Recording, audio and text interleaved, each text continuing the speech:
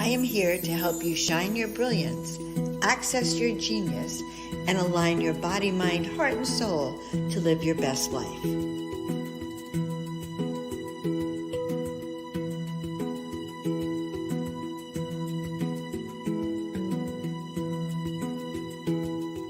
Hello, everyone. I am so happy to see you. Welcome wherever you are. It's Joan of Angels. I'm back again, and I have an amazing show for all of us today. What if you went to bed at night one night and you were sick, you didn't feel so good, you were a little bit depressed, and then the next day you woke up a completely new person? I mean, completely new health, wealth, and happiness attitude. Everything about you is different. What do you do about that? So stay tuned. I want you to meet our next guest, Sheila Seppi. She'll be with us in a moment. Meanwhile, guys, I want to welcome you to Shine Your Brilliance. We are dedicated to help you look at and experience that which is going to uplift your heart and really show who you are and shine your light. So I'm your host, Joan of Angels. I'm an intuitive guide, and I've been helping and supporting people for almost 40 years to step into their best self. Well, now I want to introduce you to our guest, Sheila Seppi. I want to tell you a little bit about her. So Sheila Seppi is a soul walk-in and a multidimensional healer, and she's going to explain what a walk-in soul is as we explore these profound shifts that will occur as we step into our true identity and we learn to shine our brilliance.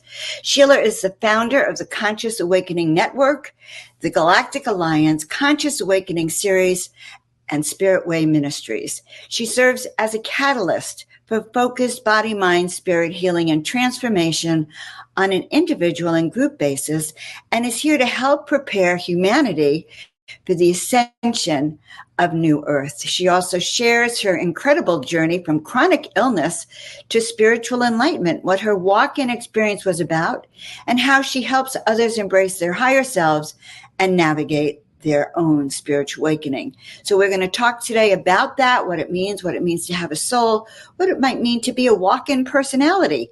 Sheila. Hey, Joan. I'm so happy to see you.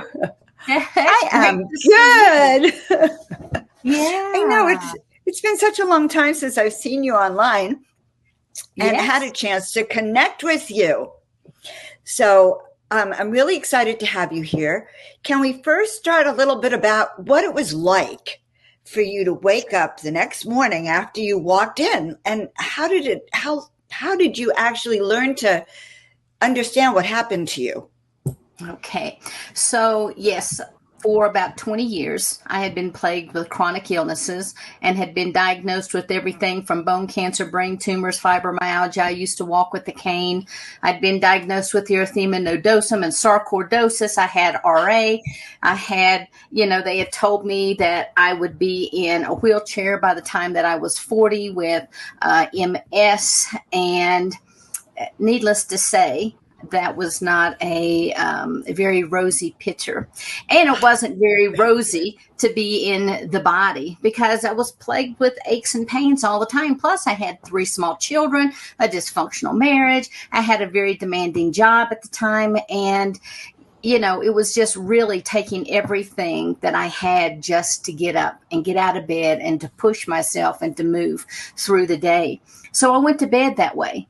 And the next morning, it felt like someone reached down, grabbed me by the hair of the head, pulled me bolt right up in bed, and it was like lightning ran through my body, and then I was in white space. And I don't know how long I was in white space, but for the first time in years, I had no pain. I felt this amazing unconditional love, and I didn't want to leave the space. Now, I had no encounters. Many people have said, oh, well, you died and had an NDE. Well, I don't think so. Maybe. I don't think so. Because in the space that I was in, there wasn't a white light. I was in white light. I was enveloped in that white light. But the next thing I knew, it was as if my peripheral vision started coming in and then my frontal vision. And as I sat there, bolt right up in the bed, looking around. First off, I'm thinking, what the heck just happened? Why am I sitting up in bed? I didn't know anything except for everything was the same, but everything was different somehow. And I didn't know how. When I got up out of the bed and I put my feet on the carpet, it was as if I'd never felt carpet before. And it was like, oh my gosh, this feels so good, And then I'm walking to the bathroom and I catch my reflection in the mirror. And I am mesmerized, not like out of vanity mesmerization, but just looking at my teeth and my hair and my eyes. And it was like I was looking at myself out of somebody else's eyes. So, of course, my brain is saying, what the heck is wrong with you? You're really losing it now. Then, before I even made it to the bathroom, all of a sudden, I started having past life memories. Now, what's so profound about that is I didn't believe in past lives. I thought it was the biggest bunch of hooey I'd ever heard. And I also had never read a metaphysical book, so I didn't know anything about spirit guides or anything, actually. I had no foundation for what was happening to me.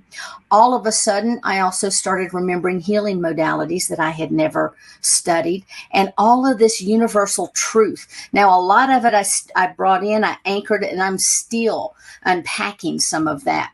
But a lot of it was like, it's right on the tip of my tongue and I just can't grab it, and I'm like, what the heck is going on? Then I go in, I open up the refrigerator and it's like, started smelling all the food and it was wonderful. And then I went outside and all the sun on my skin. And honestly, I thought I'd had a psychotic break because my background was psychology and I knew enough just to be dangerous. And it totally made sense to me. I must have some type of trauma response. I'm having disassociation. I'm having all kinds of blah, blah, blah. And I just went down this list and diagnosed myself. And so as I started to share my experience with people, I began to understand that I couldn't talk openly about it because we're looking now at 24 years ago. And there wasn't a lot of conversations going on about walk-ins. There really was not a lot of languaging. The only thing I think that had been put out at that time was Ruth Montgomery's book. And that was about it. And so I had no idea what was going on with me. But over the next 3 months, I totally transformed. Everything that I knew to be true, all of a sudden, did not apply to me anymore. I left my dysfunctional marriage within those 3 months. Within the next 3 months, I had accepted a new position in a different state. And it was then that I found my first spiritual teacher. Now, not because I was looking for a spiritual teacher, but because I was looking for someone to tell me what the heck was going on. And I had found the name, and actually I found a business card in the back of a telephone directory of a woman who was a spiritual counselor. So, using a telephone directory and not Google, that kind of dates everything, Right. And in this last 24 years. But anyway, I went and met with her. And after, the first time or two, she said, I have to tell you, I don't believe that you've had a psychotic break. I don't believe that you need any kind of medication. What I think is maybe you need to read this book. And it was about walk-ins. I was ticked off. I was like, I want the blue pill. I wanted something to go Very back. telling. Exactly. I wanted something to help me go back to the way things were, because all of a sudden seeing people walking around in your house, hearing voices, knowing things about people that they haven't told you, being clairvoyant, clairaudient, clairsentient, all of these things, I had no idea what was going on. Well, obviously I continued to work with her. And not only was she a counselor, but she also was of the Hopi lineage. And she had been sent to the area that I had moved to by Chief Evahima at the time with the Hopi Nation to spread the word with the white eyes, because the Hopi were a dying people. And she was teaching the women, not the exact ceremonies, but she was teaching us how to live in ceremony, how to be in relationship with the earth. And it was there that I learned about spirit guides. And it was there that I learned about walk-ins. Now, just because I knew I was a walk-in didn't mean anything to me because I had to embody that. So over the next 10 years, I really worked hard to clear all of the dysfunction, all of the behavior patterns, all of the cellular memories that were no longer mine. And the thing that really concerned me when I first came in is I didn't have any memories. I had a few select things about my children. I had a love for my mom, my dad. That was it. That's why it was so easy, to up and, divorce a man I'd been married to for 10 years. I look over and I'm like, I don't think so. No, there's no resonance. Wow. So everything in my life changed. My personality, my memories, everything changed to the point that my mom even sat me down one day and she said, and of course I'm thinking she's going to say, I've got a disease, because she was very serious. I think we need to sit down. We need to have a talk. She's like, I want you to go to the doctor. I'm like, I've never felt better. What do you mean go to the doctor? And she said, look, I think you have the beginning phases of Alzheimer's. You don't even know your cousins. You don't even know your friends that you've known for many years. And it was then that I had to tell her what had happened to me. And the first thing out of her mouth was, you mean I'm not your mom? I'm like, of course you're my mom, just to an improved version, and that was good. We never talked about it again. And so being a walk-in took me a long time to wrap my brain around it. Now, the other thing is I didn't realize that at the time when the soul came in, that there was an instantaneous healing to the body. And when I went back to the doctors, I knew for a fact I was guarded, guided, and protected, because the only thing they said is like, well, everything is clear. I guess our medicines worked. Have a nice life. Let us know if anything comes up. And I would have been studying me, number one, because I had all these illnesses and all of a sudden I didn't. But hey, that's why I think I was guarded, guided, and protected. And so, I still couldn't understand how this could happen. I didn't understand. And so I just really tucked that idea about being a walk-in away. And I tried not to, excuse me, do anything with that. I tried to just like, okay, well, this is the experience that I had. But there was still something inside me that said, you need to learn more. You need to allow us to tell you more. And so I did. I met a new man. I got married 4 years. I love your new man. Yeah, me too. And so we got married, and then I had moved with him and the children to Colorado, and started my own business, Spirit Way Wellness. Now, at Spirit Way, you can imagine in a little mountain tourist town, advertising shamanic healing, soul retrieval, walk-in integration, multidimensional services. People would walk by my office like this. So I wouldn't let anybody in my office without making them stand on the street, and I was smudging them and the whole 9 yards.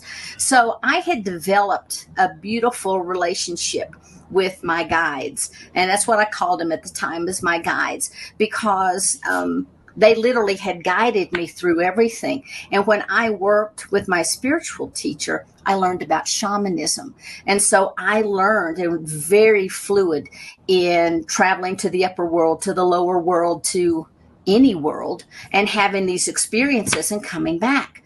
And it was just second nature to me. So when I had moved to Colorado and opened up my business, and it was slow, let me tell you, when I opened up that business, I had lots of time to journey and to meditate and to really get acquainted with my team. And I began to discover and ask questions because they were my greatest teachers. My spiritual teacher, and I had many, but they taught me about grounding and anchoring and those types of things. But the real meat on the bones came from what I now call my collective, because what I found out is that, and it's a long story, but when I came in from a collective being. Now, before embodiment, we were pure consciousness, and we were in the Andromedan system as pure consciousness. And there's a whole story with that as well. But we had been called by Gaia back in the 80s, which the time frame I'm giving it, back in the 80s, because the convergence and the concordance and everything was getting ready to happen. And we joined our consciousness with other like consciousnesses that was working on the crystalline grid. Now, that's a long story too as to what was going on with the crystalline grid, but we were beaming in light codes of unconditional love and, ascension frequencies. And so when the soul of this body cried out to be released, it was decided that because of the coding and the genetics of this body, that I would be the aspect to come in. And so I did. And I anchored in, and I've been here now for 24 years. My sole purpose is to serve as a way shower, period. That's why I came in. I'm boots on the ground, nothing more. And every now and then I'll say, I think I'm going to take like a month off. And my collective is constantly saying, you think you're here on vacation? No, that's not your path. Of course I can say no. Of course I could, but I don't. They tell me I do it. They just guide me. And so the relationship that I have with my guides, my understanding of my relationship with my guides has really expanded out to where now I just have this symbiotic relationship with my collective, and whatever needs to come in comes in. Whatever needs to be released is released. If I need an Arcturian aspect for a project, the Arcturian aspect comes in. Right now, I operate predominantly as Andromedan. If I need Christ consciousness for whatever reason in a situation, all of that energy comes in, which is very different, or the angelic energy.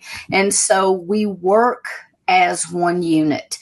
And it's taken me a long time to step into that. That wasn't something that just happened overnight, because even working with my guides, what I called the guides at the time, one of the first things was like, oh my God, am I a body snatcher? Because I really didn't understand. There wasn't a lot of information out there, Well, Right. No, I this is interesting to hear all the things that came to you. Okay, so you found out you weren't a body snatcher.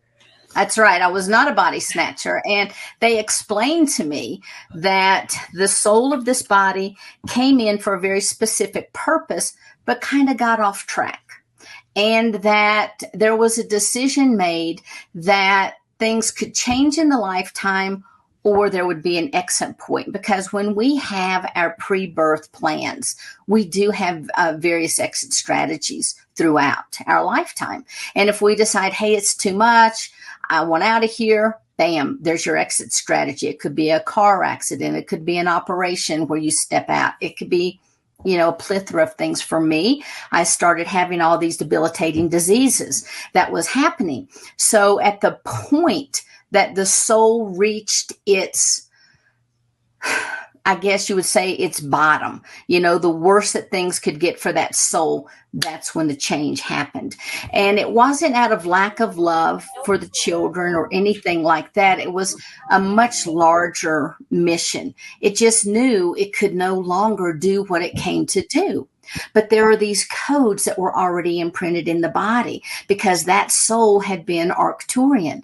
And so because I'm coming from the collective, I could come in drip, drip, drip as the Arcturian into a framework that was Arcturian to make instantaneous repairs. Then there was, I didn't have to be concerned about frying the neurology or the biology or anything like that.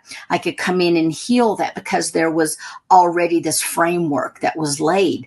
But over time, then as I began to work with my collective, they began to show me new things. They began to show me, bringing forward a lot of that information that was like on the tip of my tongue. And one of the things that they really showed me that I still use to this day is this plasmatic mapping of the holographic universe. And so when they started talking with me about that, I kind of tucked that away too. And I'm like, So here first off, I'm finding, okay, yes, one soul out, another soul in. It is possible.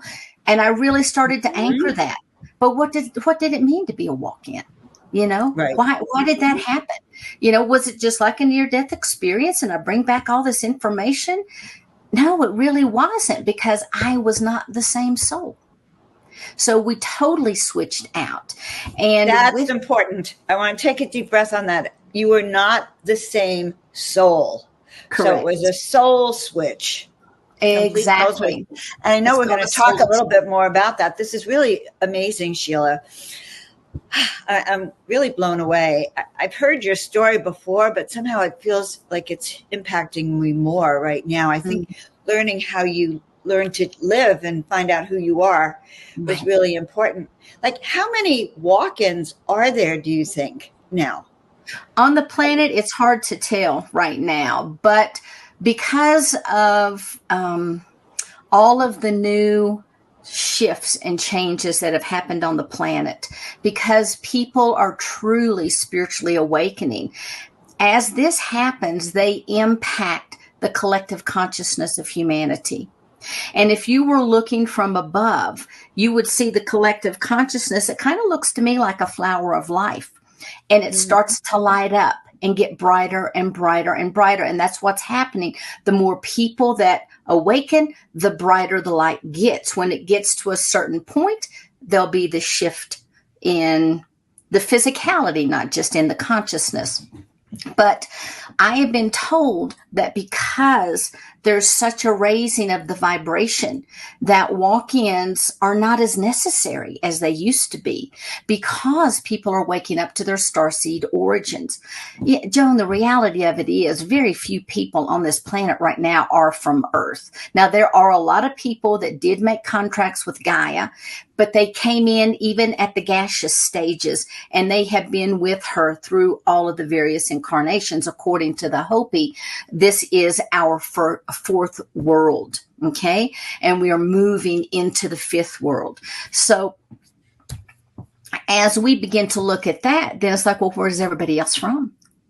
What is this? Right. Everyone, I would say over 80% of the population is not from here. And it's not like, ooh, everybody's extraterrestrials. No, it's like we're just from someplace else. It's no different than someone moving to the United States and being from Israel. It's no different. It's no different than someone coming from Sweden. It's no different from somebody coming from China. We're all here. We're all souls that are embodying these humans, and our souls come from someplace. Now, there are also souls that are interdimensional. There are souls that are extra dimensional. There are souls that come directly from source for the first time. And when you are in those interdimensional realms, and you've got everything from angelics to extraterrestrials to the fae to dragons to elemental beings that come in to have this human experience. And the reason it's so important to be here now is this is such a pivotal time in our history, because, as I was mentioning, the consciousness is raising. There will be a time when the vibratory frequency shifts us into a different density. Now, a lot of people talk about dimensions, and dimensions are important, but dimensions are like perceptions. Dimensions are ideals, all right? Densities are the solidity of form, okay? So we are in third density, but our consciousness can be in third dimensional, 10th dimensional, fifth dimensional. It all depends. And the trick is to hold these higher dimensional frequencies into this third density. And when we're all able to hold at least a fifth dimensional consciousness and above, then we will shift. The planet herself, Gaia, will actually shift into a fourth density planet, and we will all have fifth dimensional consciousness. Now, everything outside of Earth, everything in our solar system is already there. So we're just kind of playing catch up.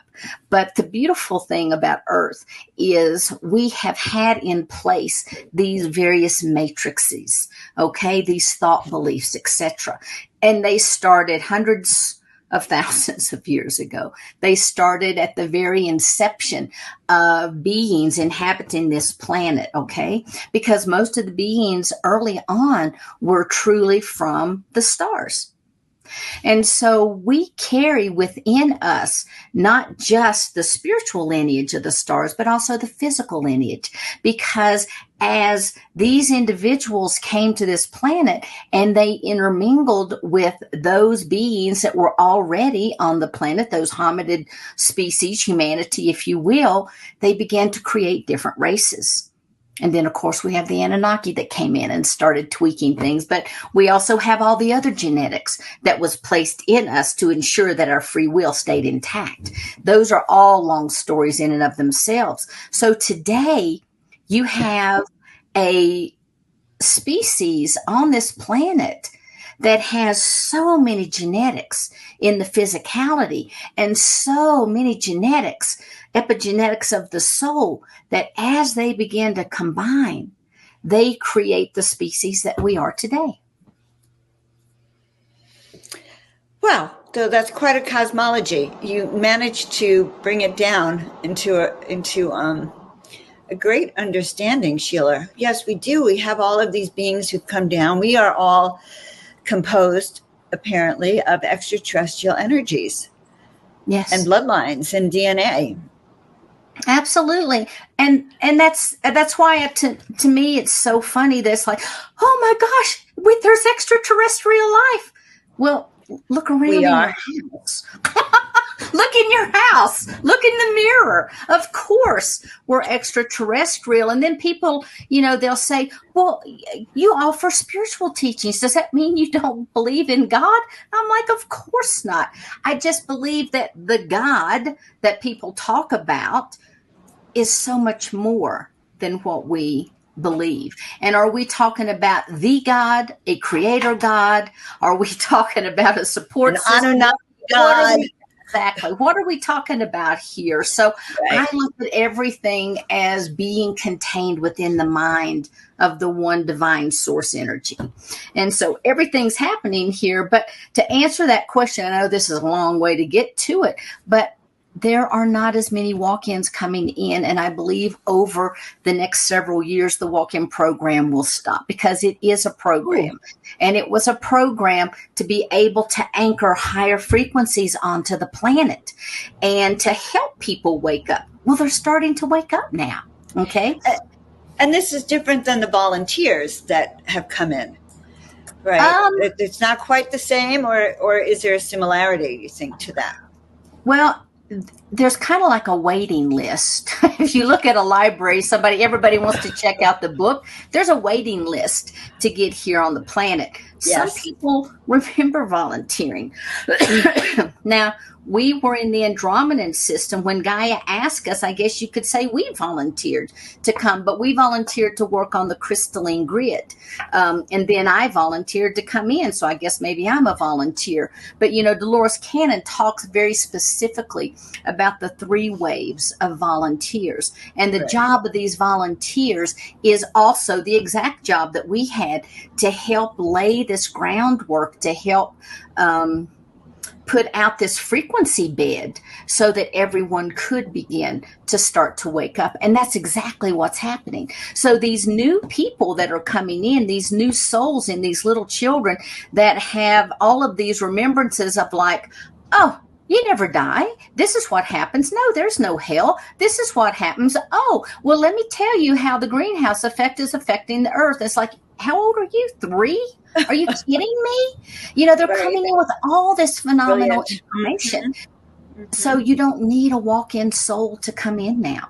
I think our time is, we were kind of like some of the precursors laying this groundwork. And the walk-ins that are coming in, unbelievable. A lot of them don't even have a veil of forgetfulness now. It's like bam, bam, bam. They're coming in. If a body is salvageable, why let it go to waste? you know? Wow. That's very powerful. And also I feel the awakening happening just Yes. even listening to you, Sheila. I'm feeling certain codes, and I'm realizing that as people listen to this, it actually sort of resonates with like a little code right up in here, I think. Mm-hmm.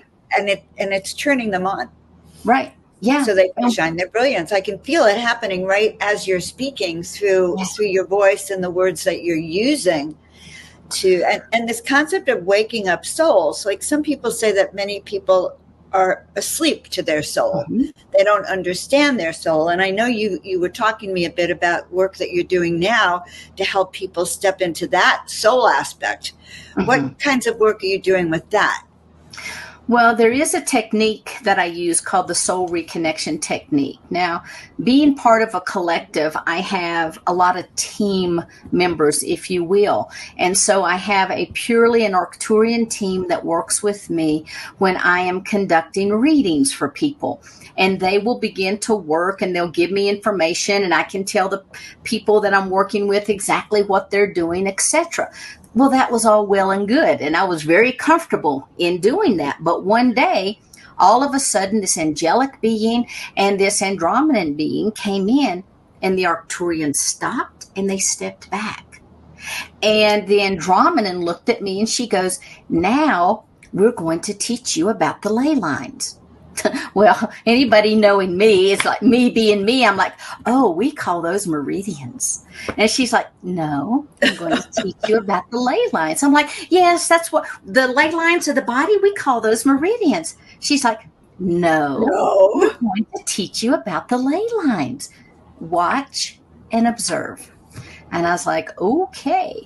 And so I did. I watched them and they began working beneath the person all the way up and out into all the fields. They began to smooth these lines out. They began to extract what I call Brillo pads from these fields. And they taught me that running through us, running eternity left and right and front and back, we have what they call the ley lines, which connect us to all living things through all space and time. And I firmly believe that's what the Native Americans referred to as the web of life, that we are all connected. But anyway, all of these ley lines, they have colors associated with it. They have frequency bands. So just like with anything else, you have lower octaves of frequency and you have the higher octaves. When you reach the highest octave of a particular layer, you move into another frequency band. And so we have 12 of these, and they run through the chakras, all 12 of the chakras, all the way up to the gateway. They run all the way down to the earth chakra. They run all the way through our meridians. They run through our bodies, and they affect everything about us physically, mentally, emotionally, and spiritually. And then, of course, me also argumentative with them, or I should say questioning them, maybe not. Yeah, I guess a little argumentative, they began to teach me about the various bodies, which of course I argued with because I had not been taught that. I'd been taught a different framework. But they said, of course, this is the densest form. This is what allows us to operate in third density. This is our third density meat suit. Then it moves out 1 inch all the way around the body, which is our etheric template, which has the blueprint for the physical and the spiritual epigenetics as they combine. And then we move out and we have the emotional mental body. And I said, okay, so you mean the emotional and then the mental? And they said, no, it's the emotional mental body, because with all the frequencies coming in, these bodies are held together through electromagnetic bands. And the frequencies on this planet have changed. People's vibrations are raising to the point that there's no need for that our thoughts are becoming one with our emotions. And even with some people, that is moving into less of an electromagnetic band, even with their etheric body. So now that's one. So you've got the physical, you have the etheric, you have the emotional, mental, you have the astral body, and then you have what's called the matrix fields.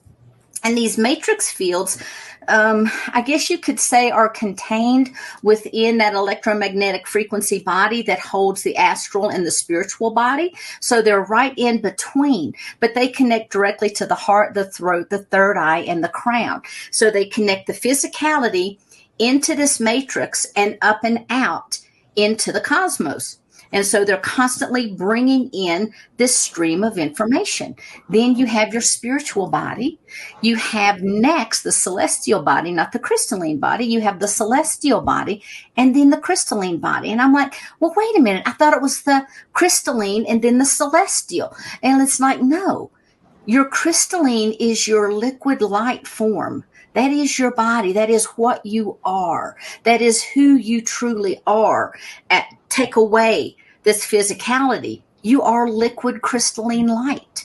And so it is the crystalline body that has this beautiful crystalline shell. And then you have the celestial body, which is how we connect in with those higher aspects into the angelic realms, into the Elohim structures. Then it comes into the spiritual body, which is also, I have found when I'm working with a lot of people, find a lot of Brillo pads stuck in that spiritual body because over lifetimes, they have conflicting beliefs about spirituality, or they have been persecuted or murdered or martyred even in their lifetimes. And so that's where that information gets stuck. And so in order for everything else to filter down, you have to clear out those Brillo pads. So that's what I do with this soul reconnection technique. I pull one of those little layers out of that Brillo pad at a time. And then I can say, oh, this came from the time that you were in Arcturus and blah, blah, blah, blah, blah happened, or this, your ship blew up, or this happened, or whatever. And so, you know, they started showing me about the ley lines of the body. The next thing they started showing was the holographic grid work and how that holographic grid work. Yes, we have these ley lines that go left and right, but we also have the holographic grid where things get stuck. And that's the energy that's found within the aura field. It looks like a piece of grid paper. So if I'm working on you, Joan, I see you as a gridded system. But I also learned some of that from Dr. Viktor Frankl when I studied total body modification from him, because he had actually died for 8 hours and brought back all this information about the human form being a biocomputer and how it operates. And so I had learned some of that information from him. So when they were telling me that, oh, everything is this holographic structure and this is how it fits in, and these are also just plasmatic threads, which are also part of the mind of the source energy. So everything began to make sense to me. So when I work with people, I'm working either in their grids, I'm working in their ley lines, I'm working in the holographic structures to really bring balance. And when that happens, because a lot of times what I'm taking out are like ancestral miasms or ancestral curses. A lot of things, soul wounds come into play there. And when we pull all of that out and we go in and we, mend that field, then what happens is all of a sudden the soul has the energy from this biocomputer that it can start to come online more fully. That's amazing. So this really work clears what keeps people from accessing all the gifts that they have. Yes. And all their memories and all their gifts. So you still have your beautiful little shamanic center in that beautiful village. I forget what village it was. I was just thinking we now have moved to Avon. I was in Eagle Vale, but we're now in Avon in Joan, wait till you see the views from this. We're overlooking Beaver Creek Ski Resort and the little village of Avon. And right now, all the aspens are turning and everything is that beautiful golden and peachy. It's a phenomenal space for healing. And I am there Monday, Tuesday, Wednesday, actually doing hands-on work with people. So how can people reach you, Sheila? First of all, they want to come to your center or work online. Yeah. Sheila at sheilaseppi.com, or you can visit my website, sheila@sheilaseppi.com. Now, what is this that my website, sheilaseppi.com. So what am I screening here? Wait a second. That's not your website. Spread Infinite Hope. That's not me. You should have said something in the very beginning. I didn't even notice it. I'm looking at you. So, hey guys, I'm not Spread Infinite Hope. I am sheilaseppi.com. Or sheilaseppi.com. Okay, yeah, so I'll make sure I change it on the, guys, you'll be able to see it on the description below. Sheila, okay, so obviously you moved since I've been to that. Your other center did not have those fantastic views. Now I'm going, oh my God, I got to go see Sheila. I want to go work with Sheila. I want to go see her. So, but your help, well, you know where I am. I now know where you are. You help people really shine their light, Sheila, and bring everything together. And I love your Galactic Alliance, by the way. Do you want to mention anything about that? Sure. On Mondays and Thursdays, we have a podcast called The Cosmic Conversations, where we have all kinds of people who come in. On Mondays, I have a co-host. You're going to co-host with me during October. Woohoo! In October. That's going to be fun. That'll be a blast. Then on Thursdays, I independently have people, but I've also started a new podcast called The Starseed Chronicles, where I interview people, and that is specifically as part of the exclusive content through membership on the Conscious Awakening Network. And so we will be launching all of that exclusive content at the end of September. So I'm very excited about that. And really, the Conscious Awakening Network is part of my way showing. When I came in and they said I had to be a way shower, I took that serious. I thought I had to do everything myself, and I was just literally killing myself. And then it's kind of like, why didn't you guys tell me? It's like, why do I have to figure this out? Give me a manual that says, oh, you can coordinate and you can give voice to other people. And that's what the Conscious Awakening Network is all about, is giving people a place that they can shine their light and share their messages. And then we have the exclusive content, because I will say we've gotten our hands smacked a couple times by various social media platforms just by really through nothing. And so it became very clear to us that we needed to have a safe place that people could just talk freely, not anything outrageous or crazy, but just be in the flow of conversation. And if you want to talk about religion, you can talk about religion and not get a boo-boo slap. Or if you want to talk about healthcare, you can speak freely about healthcare.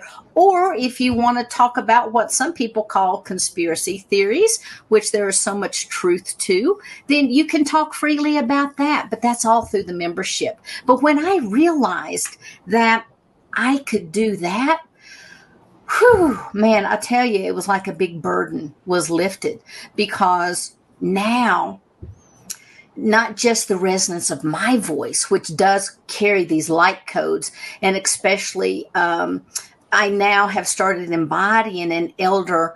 It's an Andromedan elder mother called Tiamu. And she has helped me write the last book that I just did with Barbara Lamb, Cosmic Convergence. That'll be coming out at the end of October, 1st of November.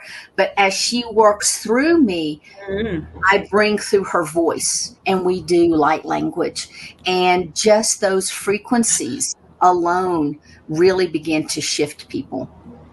Wow. It's so interesting. I'm so glad we've reconnected. And I'm finding out exactly what you've been up to. It's amazing. All right. Any last words, Sheila? We've covered a lot. I just want people to remember that you are more powerful than you have ever been told. And if you are here on this planet, whether you know what your purpose is or not, you are ordained to be here, because I can guarantee you there is a line of souls just waiting to be here. And because you're here at this particular time, whether you understand it, whether you embrace it, whether you even agree with it, you hold a specific frequency that's needed for right now. So really pat yourself on the back, drop into the essence of who you are, and thank you so much for being here. Sheila, you have so profound, and it's true. The people who are here, came here for a reason, and our Yes. time is now. So I want to thank you and your collective for all you're doing on behalf of humanity. Honestly, we really appreciate you. So, guys, reach out to Sheila. Thank you so much. Love you Thank so you. much.